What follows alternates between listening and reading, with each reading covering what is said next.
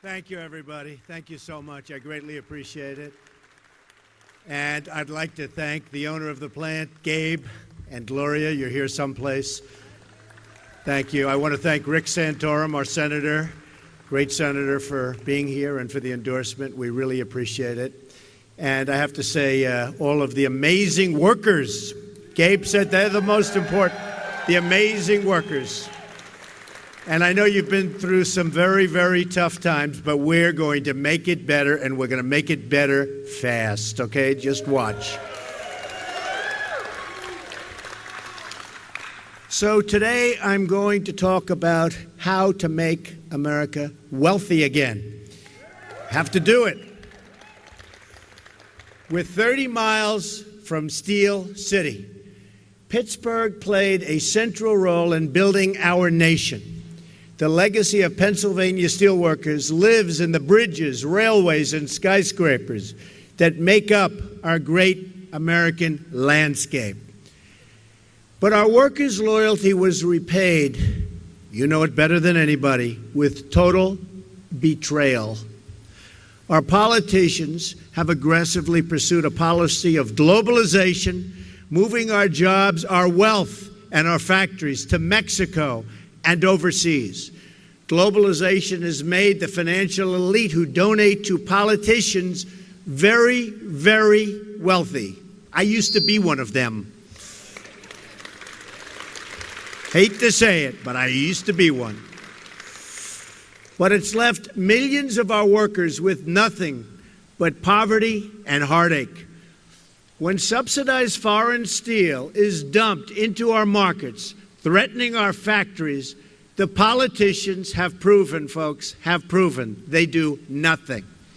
For years, they watched on the sidelines as our jobs vanished and our communities were plunged into depression-level unemployment. Many of these areas have still never recovered and never will unless I become president. Then they're going to recover fast. Our politicians took away from the people their means of making a living and supporting their families. Skilled craftsmen and tradespeople and factory workers have seen the jobs they loved shipped thousands and thousands of miles away. Many Pennsylvania towns, once thriving and humming, are now in a state of total disrepair.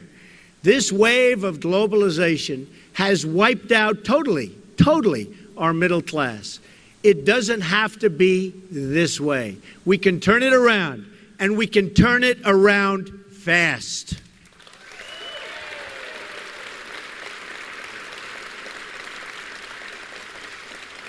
But if we're going to deliver real change, we're going to have to reject the campaign of fear and intimidation being pursued by powerful corporations, media elites, and political dynasties. The people who rigged the system for their benefit will do anything and say anything to keep things exactly the way they are. The people who rigged the system are supporting Hillary Clinton because they know as long as she is in charge, nothing's going to change. The inner cities will remain poor. The factories will remain closed. The borders will remain open. The special interests will remain firmly in control. Hillary Clinton and her friends in global finance want to scare America into thinking small. And they want to scare American people out of voting for the better future. And you have a great future, folks. You have a great future. These people have given her tens of millions of dollars. My campaign has the absolute opposite message. I want you to imagine a much better life and a life where you can believe in the American dream again. Right now, you can't do that.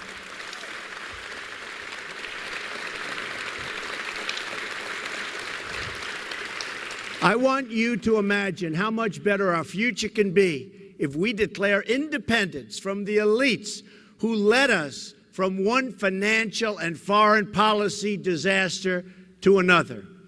Our friends in Britain recently voted to take back control of their economy, politics, and borders.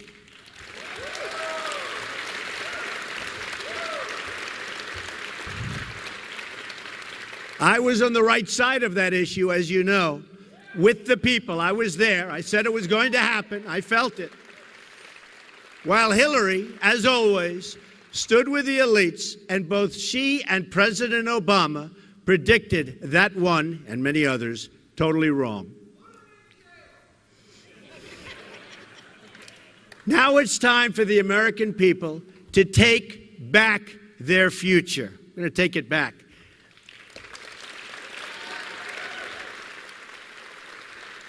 That's the choice we face. We can either give in to Hillary Clinton's campaign of fear, or we can choose to believe again in America.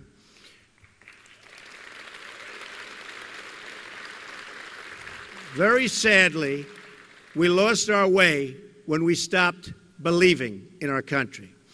America became the world's dominant economy by becoming the world's dominant producer. You know that from right here, right in this plant.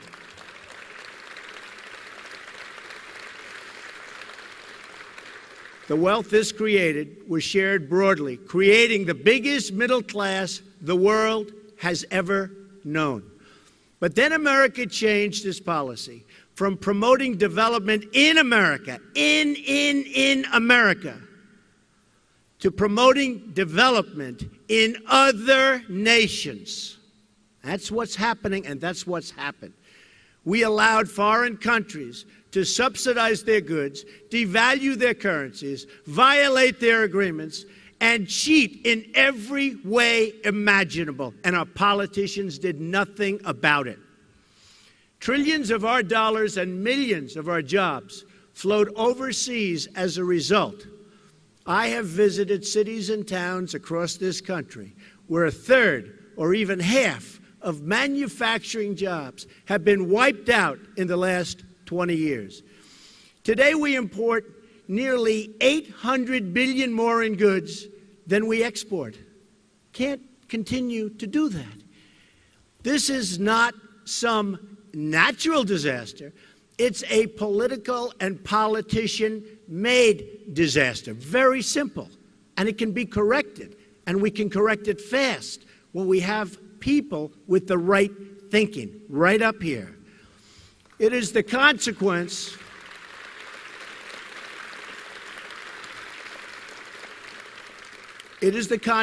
of a leadership class that worships globalism over Americanism. This is a direct affront to our founding fathers, who America wanted to be strong. They wanted this country to be strong, and they wanted it to be independent, and they wanted it to be free.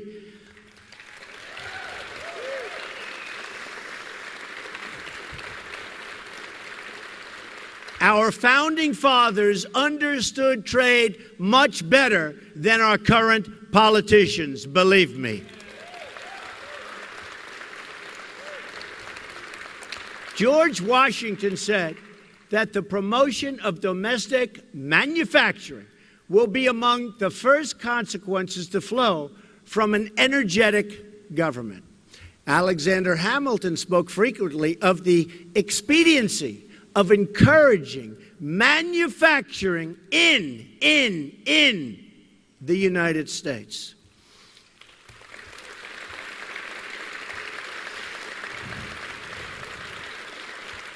And listen to this.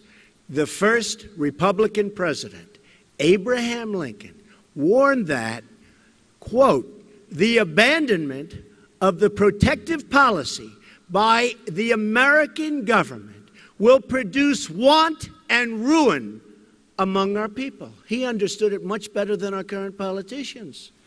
That's why he was Abraham Lincoln, I guess.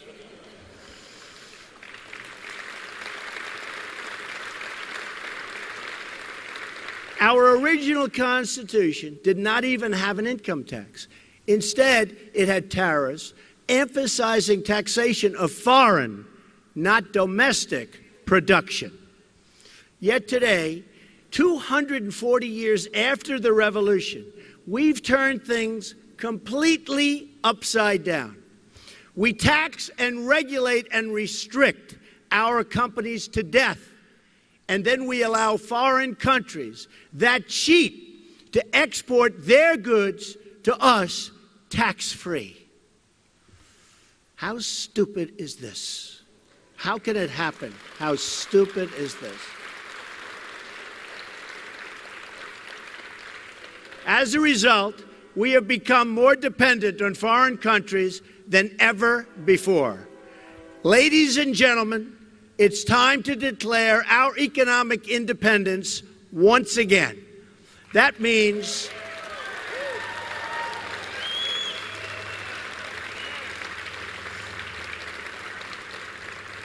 voting for Donald Trump.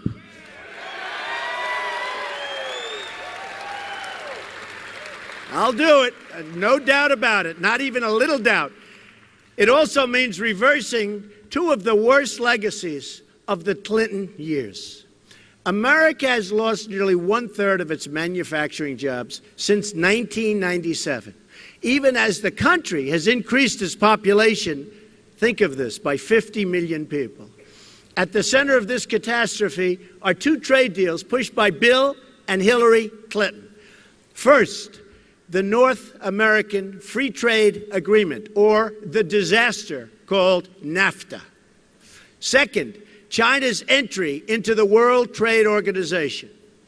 NAFTA was the worst trade deal in the history.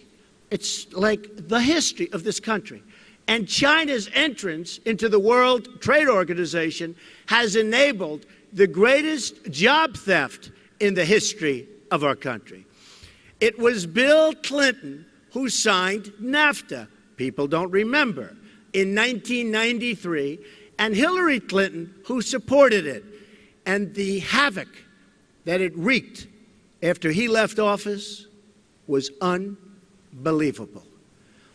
It was also Bill Clinton who lobbied for China's disastrous entry into the World Trade Organization, and Hillary Clinton who backed that terrible, terrible agreement.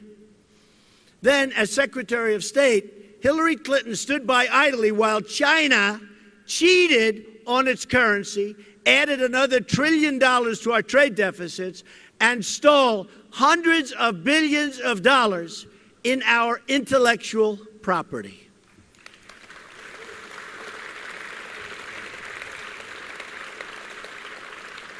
And I've been talking about China for many years. And you know what? Nobody listened, but they're listening now. That I can tell you.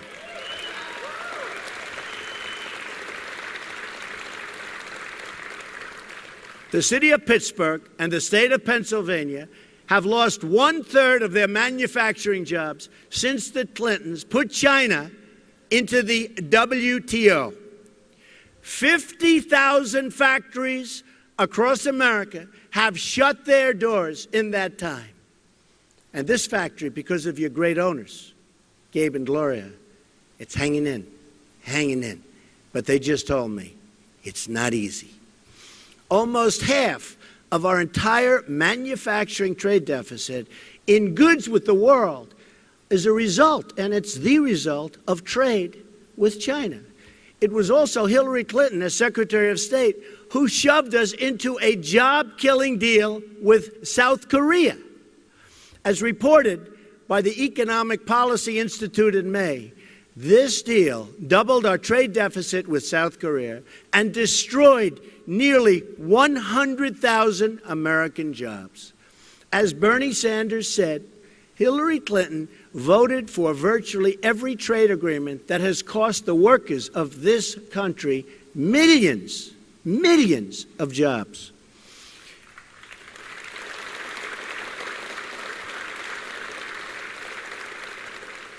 Trade reform and the negotiation of great trade deals is the quickest way to bring our jobs back to our country.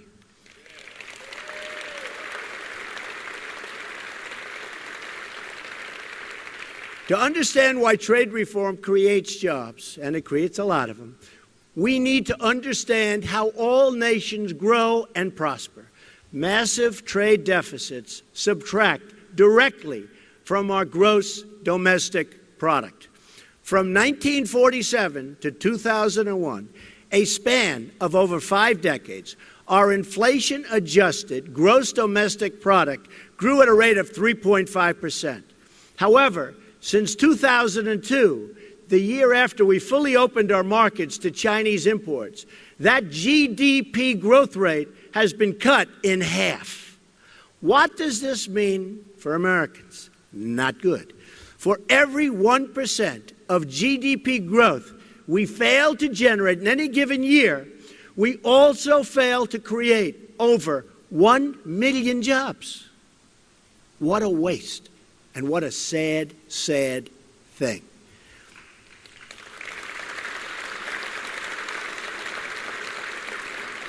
America's job creation deficit, due to slower growth since 2002, is well over 20 million jobs.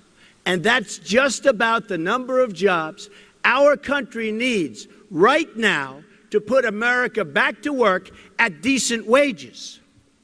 Wages are very low because there's no competition, and they're going to go up because we're going to thrive again as a country.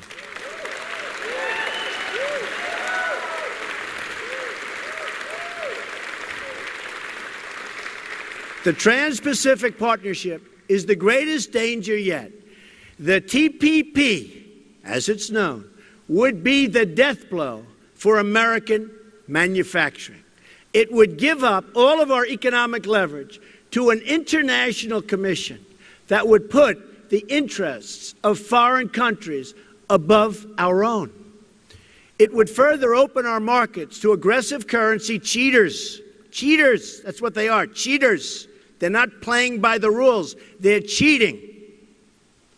It would make it easier for our trading competitors to ship cheap, subsidized goods into United States markets while allowing foreign countries to continue putting up barriers in front of our exports, which is what they do. It's very hard to export to their countries. They make it very difficult. We, on the other hand, come on in, everybody, come on in. Bad leadership. The TPP would lower tariffs on foreign cars while leaving in place the foreign practices that keep American cars from being sold overseas. That's not all. Mark my words. China will enter the TPP through the back door at a later date. They are watching, they are studying, they're not in it now, but they're going to be in it. If it's good, they'll be there. By the way, if it's no good, they'll pass. It's the same way, always is. The agreement would also force American workers to compete directly against workers from Vietnam, one of the lowest wage countries on earth. Not only will the TPP undermine our economy, but it will undermine our independence. That's what's happening. The TPP creates a new international commission that makes decisions the American people are no longer given the right to veto. These commissions are great for Hillary's Wall Street funders, who can spend vast amounts of money to influence the people on the commissions and the outcomes. It should be no surprise, then, that Hillary Clinton, according to Bloomberg, took a leading part in drafting the Trans-Pacific Partnership. Please remember that, especially in November.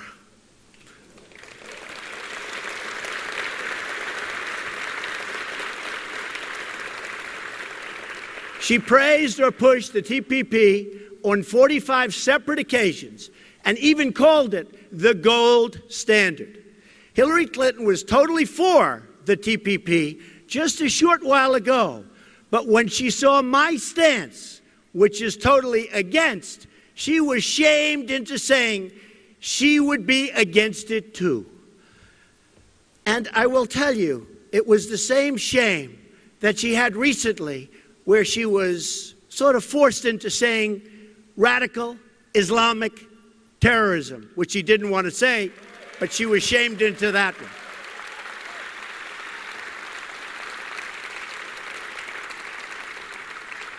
but have no doubt that she will immediately approve it if it's put before her. And that is guaranteed. Guaranteed. She will do this just as she's betrayed American workers for Wall Street and throughout her career, her whole career. She has betrayed the American worker. She's trying to put on a good front now. She will betray you again. Her career and her husband have signed so many disasters, and never, ever forget NAFTA. Just never, ever forget it, because you know what it's done, and I know what it's done. And in touring, I've seen the devastation that it's left behind. Here's how it would go. She would make a small token change, declare the TPP pact fixed, and ram it through, and you will suffer.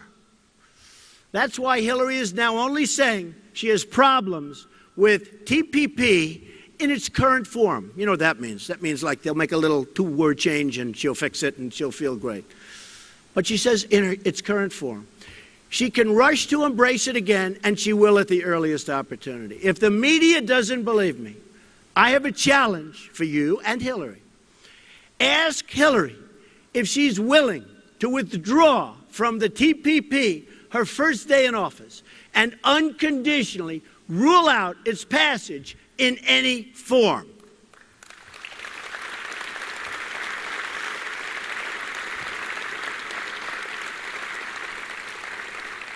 There is no way to fix TPP. We need bilateral trade deals. We do not need to enter into another massive international agreement that ties us up and binds us down like TPP does.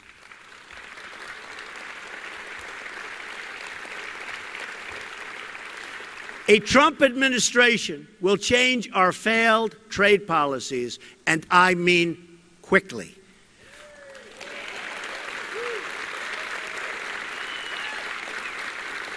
Thank you. Here are 7 steps I would pursue right away to bring back our jobs. Number 1, I am going to withdraw the United States from the Trans-Pacific Partnership, which has not yet been ratified.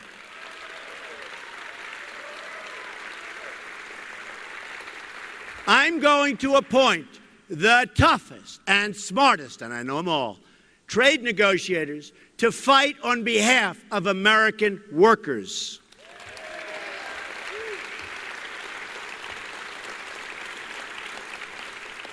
I'm going to direct the Secretary of Commerce to identify every violation of trade agreements a foreign country is currently using to harm you, the American worker.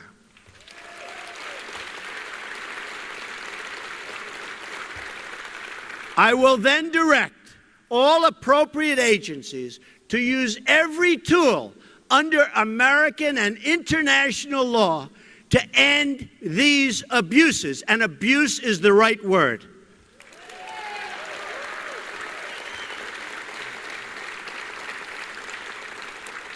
Number 4, I'm going to tell our NAFTA partners that I intend to immediately renegotiate the terms of that agreement to get a better deal by a lot, not just a little, by a lot for our workers.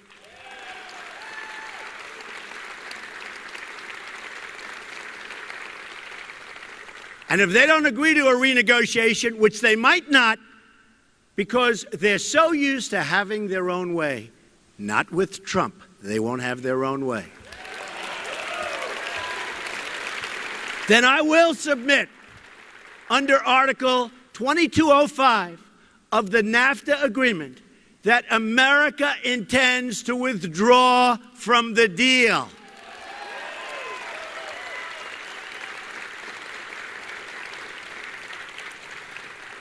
Number 5, I'm going to instruct my Treasury Secretary to label China a currency manipulator, which should have been done years ago.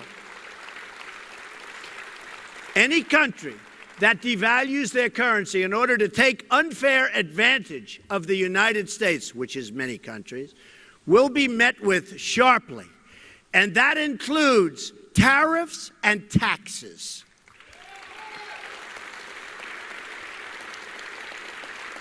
Number 6, I'm going to instruct the U.S. Trade Representative to bring trade cases against China, both in this country and at the WTO.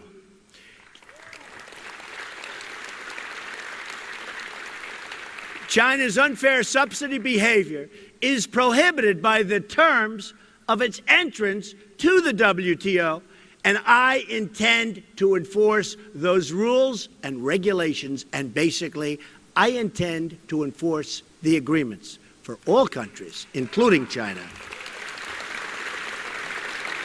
7, if China does not stop its illegal activities, including its theft of American trade secrets, I will use every lawful president.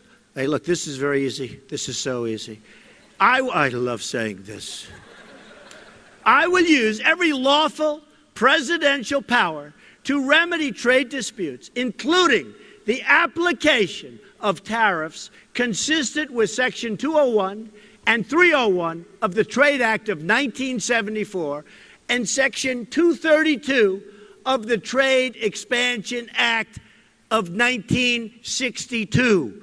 And when they say trade expansion, they're talking about other countries. They're not talking about us, because there is no expansion. They get the expansion, we get the joblessness. That's the way it works. Not going to happen anymore. President Reagan deployed similar trade measures when motorcycle and semiconductor imports threatened U.S. industry. I remember. His tariff on Japanese motorcycles was 45%, and his tariff to shield America's semiconductor industry was 100%. And that had a big impact, folks, a big impact. Hillary Clinton and her campaign of fear will try to spread the lie that these actions will start a trade war. We already have a trade war, and we're losing badly, badly.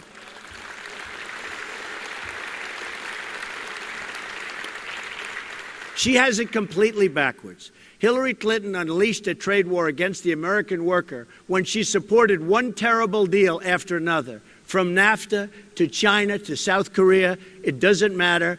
No matter where she went, the American worker was hurt. And you will be hurt worse than ever before if she becomes President of the United States. That I can tell you.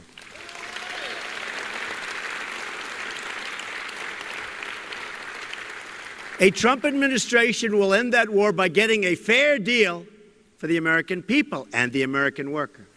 The era of economic surrender will finally be over. It'll be over. You're not going to see it anymore.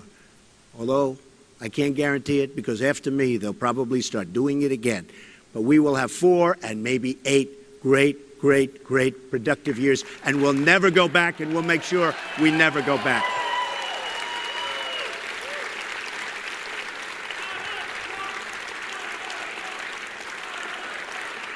Thank you. Thank you. Thank you very much. Thank you. Thank you.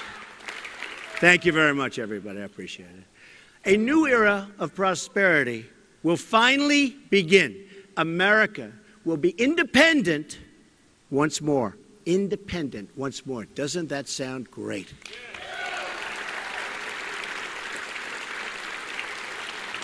Under a Trump presidency, the American worker will finally have a president who will protect them and fight for them. We will stand up to trade cheating. Cheating. Cheaters, that's what they are, cheaters. We will stand up to trade cheating. Anywhere and everywhere it threatens the American job.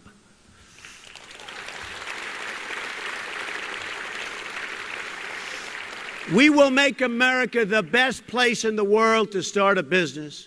We'll hire workers, and we'll open factories, and we'll get rid of these horrible regulations that make it impossible to do business in this country.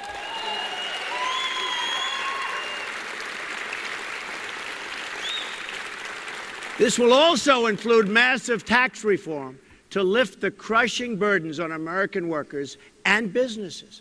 We will also get rid of all of these rules and all of these problems and all of the bureaucracy which are destroying, absolutely destroying, our job creation capacity, which we used to be the best in the world, and now we're getting close to the bottom, folks. We're getting close to the bottom.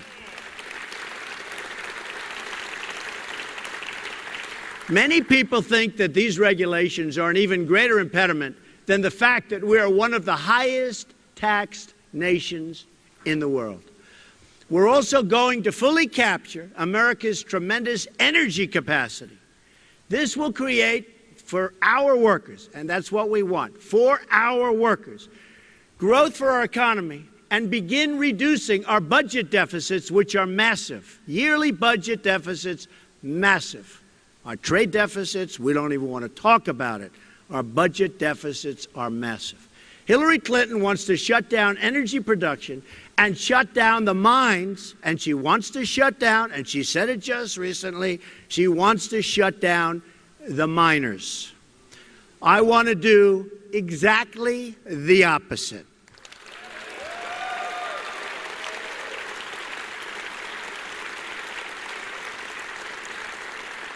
A Trump administration will also ensure that we start using American steel for American infrastructure.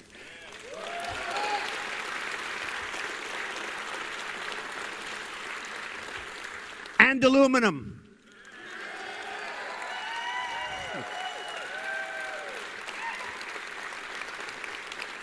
Just like the American steel from Pennsylvania that built the Empire State Building. That's what we're going to do. It built the Empire State Building. It will be American steel that will fortify America's crumbling bridges. American steel. It will be American steel. It will be American steel that sends our skyscrapers soaring, soaring into the sky. Beautiful sight. More beautiful with American steel. It will be American steel that rebuilds our inner cities. It will be American hands that remake this country, and it will be American energy mined from American resources that powers this country.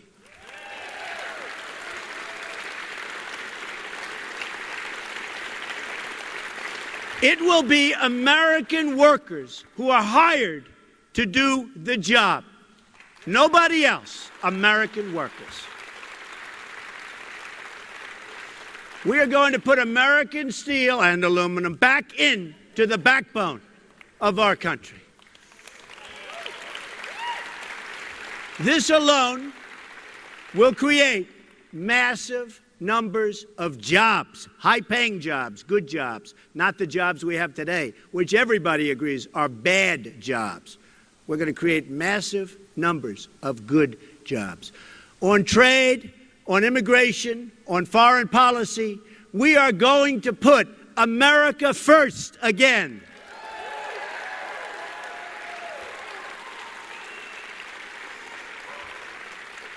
We are going to make America wealthy again.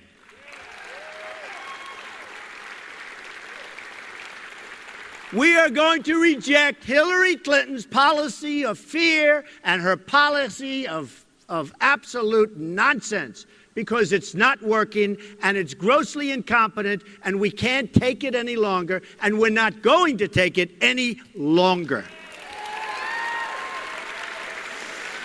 We are going to embrace the possibilities of change, but real change, not Obama change, real change. It's time to believe in the future. It's time to believe in each other. It's time to believe in America again.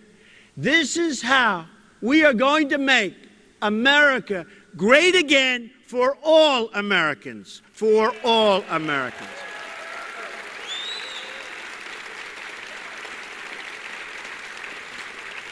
We're going to make America great again for everyone, greater than ever before. And I promise you, if I become president, We are going to be working again. We are going to have great jobs again. You're going to be so happy. You're going to be proud of your president. You're going to be proud, proud, proud of our country once again. Thank you very much. I appreciate it. Thank you. Thank you very much. I appreciate it. Thank you. Thank you very much.